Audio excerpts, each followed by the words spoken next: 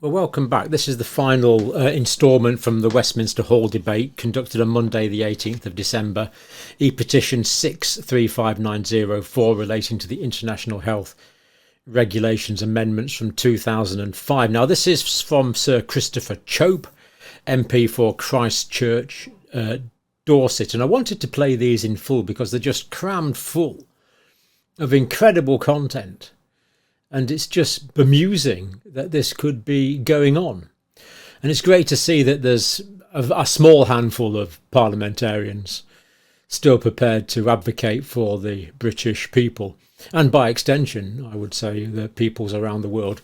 So Christopher Chope, thank you, and thank you for watching. I thank the Honourable Member for Lancaster and Fleetwood for setting out the issue quite briefly, succinctly, but can I also thank her in her capacity as the chair of the Petitions Committee for having allowed us to have a 3-hour debate. Because one of the consequences of that is that once all the backbench contributions have been heard, then we'll be able to hear in extenso from Her Majesty's official opposition as to how they are going to deal with this issue. And even more important, we'll be able to hear from the Minister, who I'm delighted to see in his place, exactly what the government is doing in response to each of the issues which has been raised in this debate and which are of such crucial importance to so many of our constituents. I think one of the reasons we're here where we are now today is because the response to the debate which we had on the petition in April was frankly totally inadequate, Dame Maria. It was full of just generalisations and vague suggestions that somehow it was all going to be all right in a day, and really it was, why are you coming along bothering the government with this trivial material? And yet, actually, this issue goes to the heart of what this House is all about. It's about who's in charge. Are we, as a democratic parliament, in charge of the laws of our country? And any attempt by the government to give away control over those laws to an unaccountable international organisation. And it's because of that concern that so many people have signed this petition and that we are having this debate again today. And if my friend, the Minister, doesn't actually address these issues today, then people will say, well, the government is not taking it this seriously. And that would be a disaster, because once we've given away these powers to the WHO, which is power hungry, and what international organisation isn't power hungry, but the WHO is certainly one of those power hungry organisations. Once we've given away our powers to them, then it's very difficult to get them back again. And we know the ongoing discussions about where we stand in relation to international treaties and international law, and the quite insidious development, I think following the recent Supreme Court case of what's called customary international law, which is a sort of a development which basically means that a group of outsiders can tell us in this country what's good for us and what's not good for us. Well, my honourable friend, of course I will. Just briefly, I think for the avoidance of doubt, would he agree with me that none of us have argued this afternoon for withdrawal from the World Health Organization? You might call it Wexit, for want of a better phrase. Yeah. But equally, yet, says my other honourable friend, but what we do want to be assured of is that they cannot overrule this sovereign parliament. That's a fundamental difference, isn't it? Absolutely, I agree with my right honourable friend. We don't want to withdraw. There's no need to withdraw from a voluntary organisation, which is confined to giving us advice, providing data and information, and who would resent having access to data and information. Indeed, I think that the whole essence of a responsible society and the relationship between that society and the government is that the government should provide the information to enable individuals to decide for themselves whether they want to take particular medicines, whether they want to go on trips to particular countries, or whether they want to be vaccinated in a particular way, or whatever. And I see the proper role of the WHO as providing that information source to governments across the globe, and those governments can then decide for themselves what they like and what they don't like.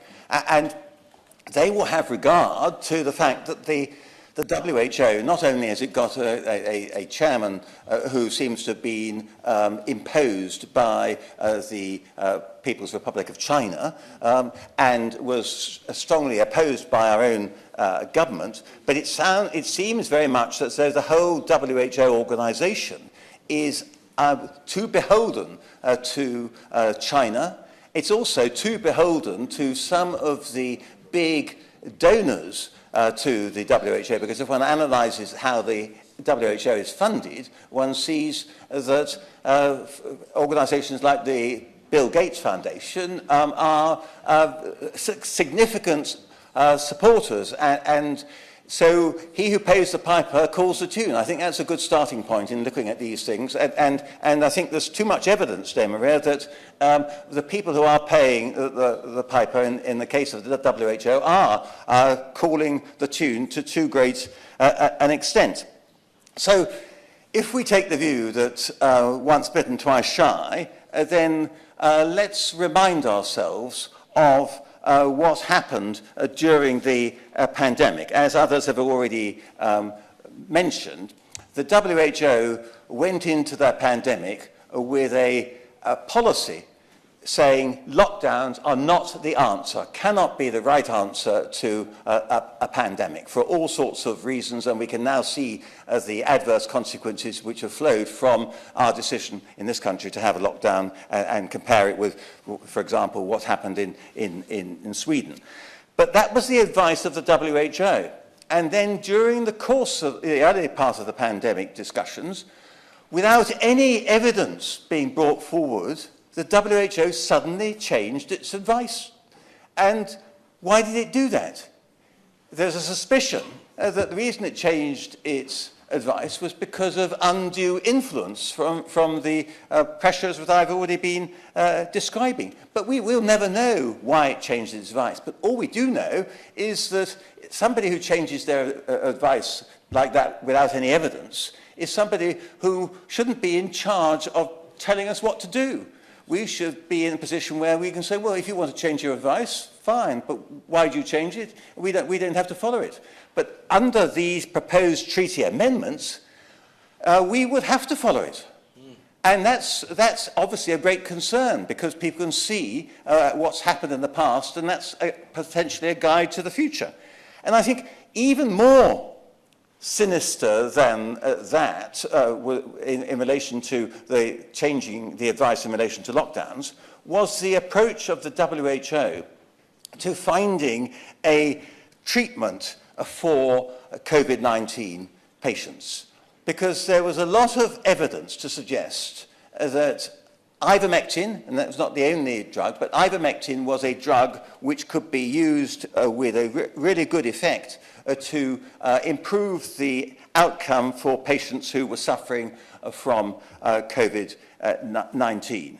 And the WHO intervened to prevent the strong evidence suggesting that the treatment with ivermectin might improve your chances of survival by as much as 81%.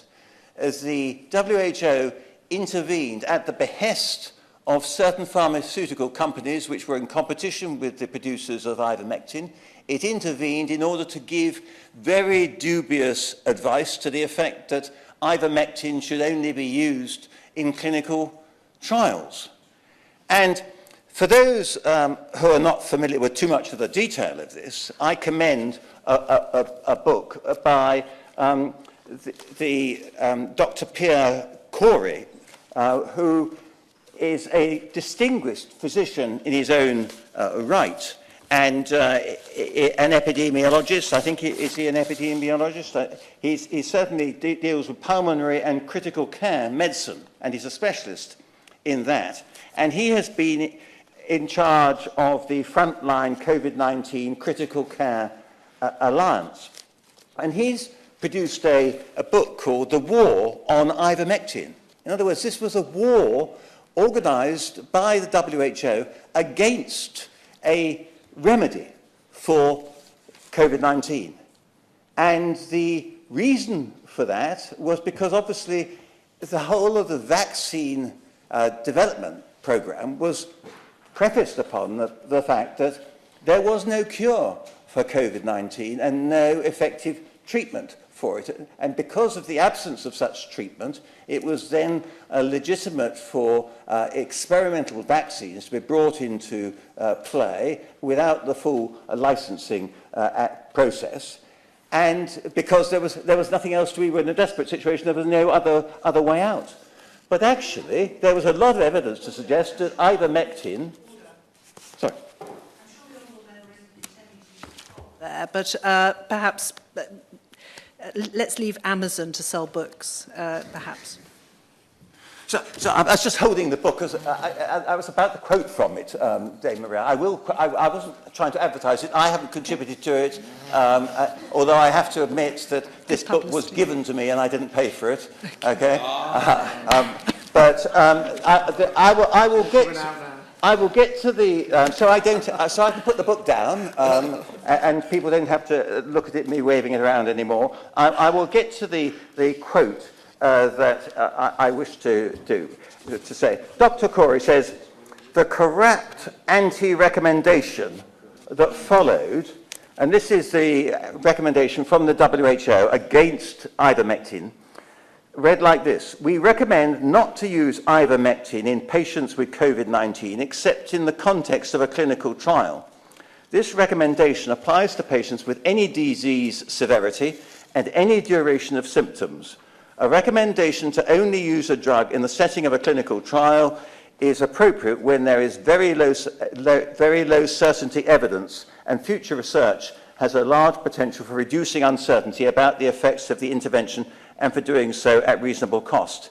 That was said in the knowledge that there had been an 81% reduced risk of dying as a result of work that had already been done. And indeed, in India, the reason that they were very successful in having reduced numbers of deaths immediately after the pandemic started was because they were using ivermectin in extenso. And so the refusal of the WHO to endorse a remedy or treatment in the eyes of Dr. Corey has contributed to the loss of millions of lives across the world. That's a quote from his book, which I will now put down. But Dame Maria, when I first read about this aspect of the work of the WHO and the way in which it had been corruptly influenced by drug companies that had a direct financial interest in discrediting ivermectin, it raised alarm bells. And I thought, well, hang on a minute, why is the WHO engaged in this sort of activity?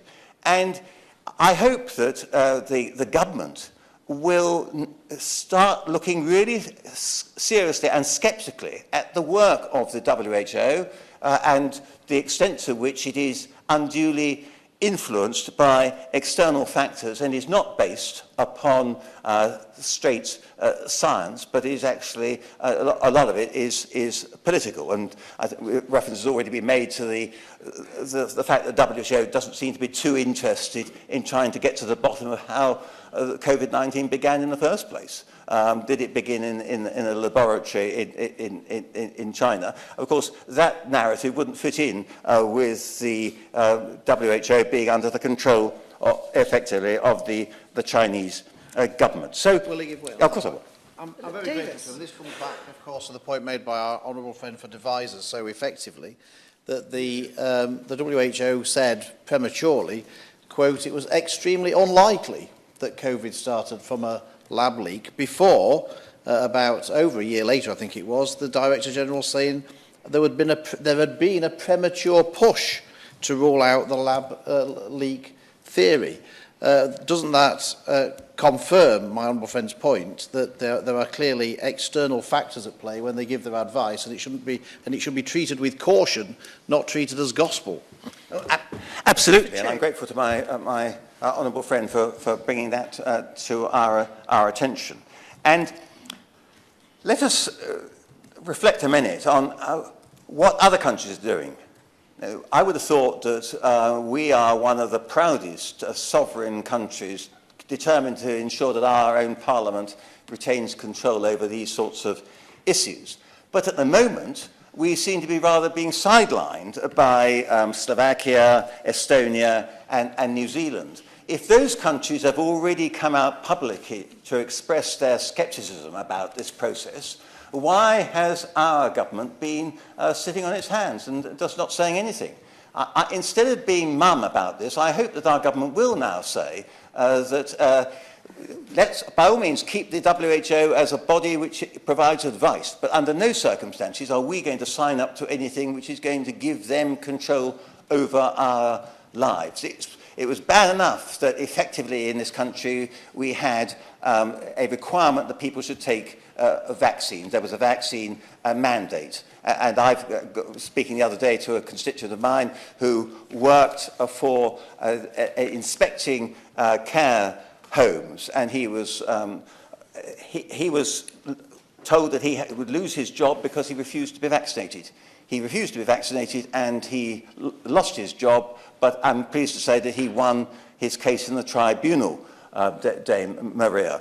But that was the sort of the consequences for people who were falling foul of these vaccine mandates. And the prospect that it wouldn't be a government, our own government, that would be telling people what they had to take in terms of vaccines, but it would actually be some unaccountable foreign international organisation, makes it even more disturbing.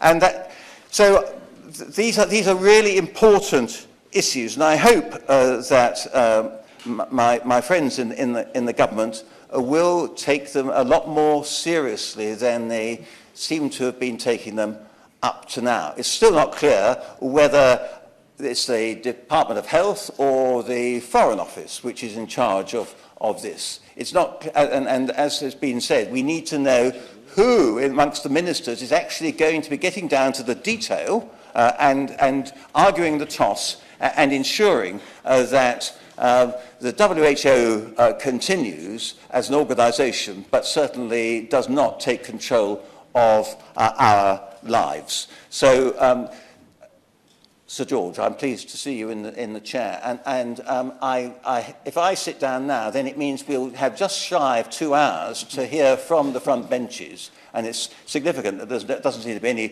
SNP spokesman here, but it's just short of 2 hours to hear from the colleagues of the front benches as to exactly what action they're going to take to address the concerns of more than 100,000 petitioners on this subject and a whole lot of other people besides.